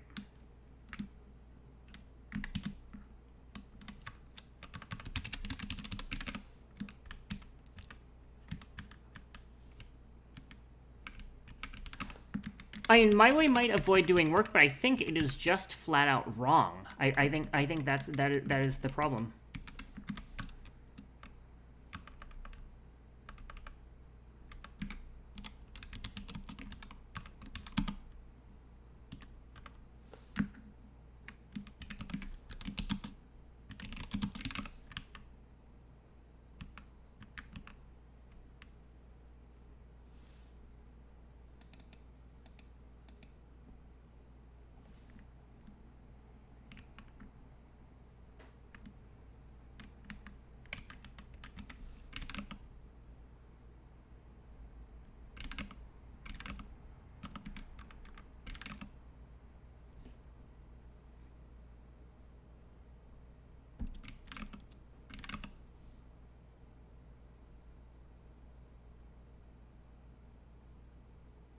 Yeah, okay. Yeah, okay. Yep, let's do it y'all's way. Let's do it the depth first way. That's fine.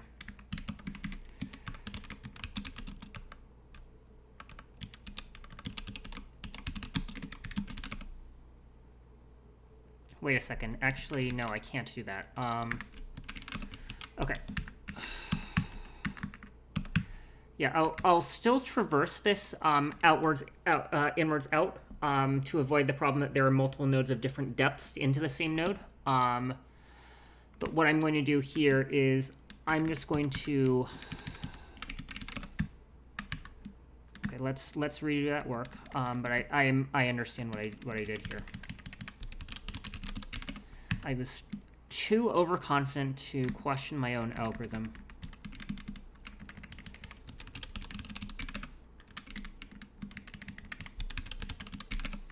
Okay. So essentially what we have is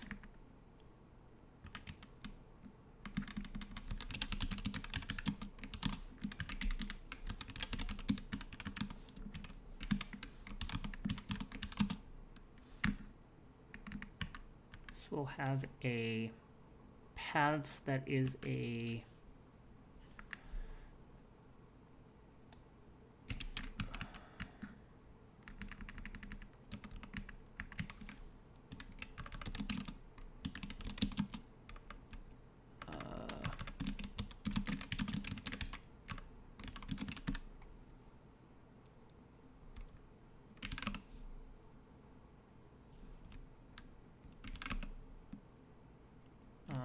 state int,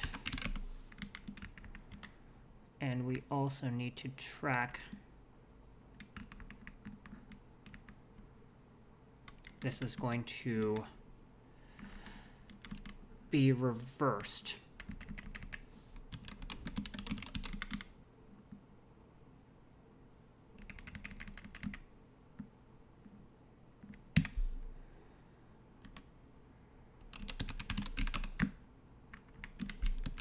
All right.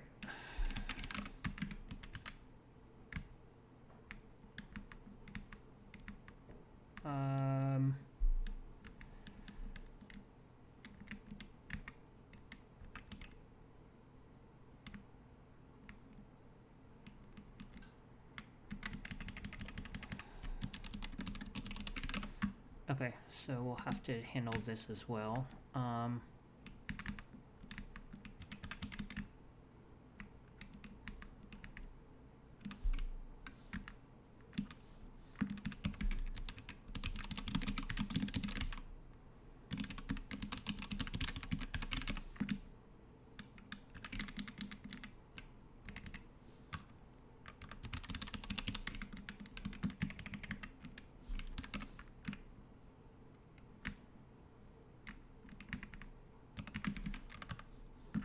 Right.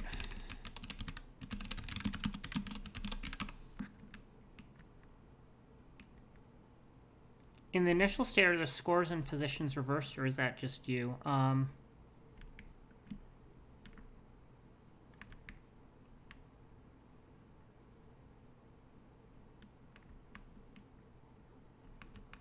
Oh. Shit. Let's check that theory, because that could potentially have messed me up. So maybe my algorithm is correct, and the problem was here.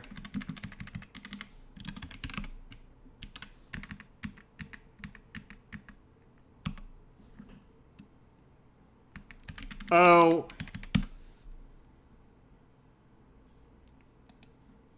Yeah.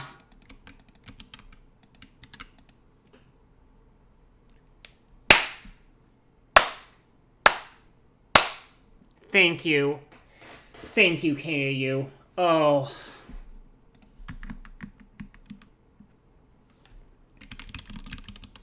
Thank you. That was my bug.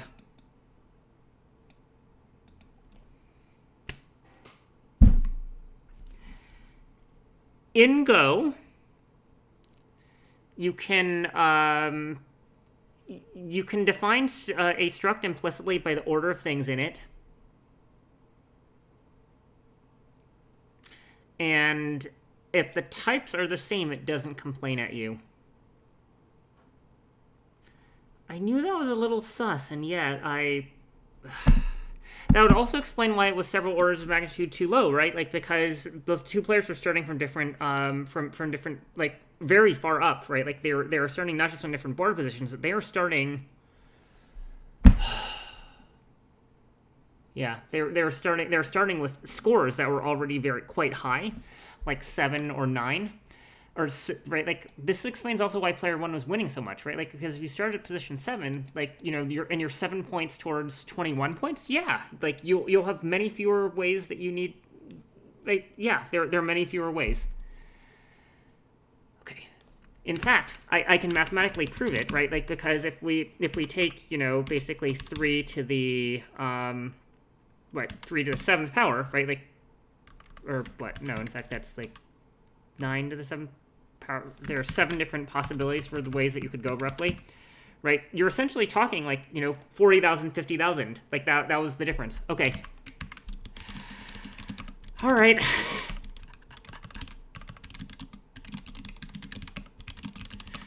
Okay. Fix typo. That was a very significant typo.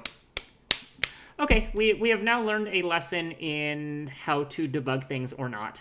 I'm going to call it a day there and let us go raid someone else, although I sincerely doubt, yeah, I think this is where the raid train stops. No one else is streaming, so let me just quickly take a search of Twitch to see whether anyone else is streaming Advent of Code right now. Feel free to dump some suggestions in there. Otherwise, good night, and I will have to look at the timestamp to see when I could have solved this of. So Advent of Code. Oh, Mark Gritter is still going. So is Stats in the Wild.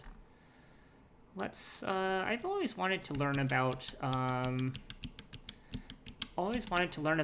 F sharp. So let's go ahead and send the raid over. Cheers, folks.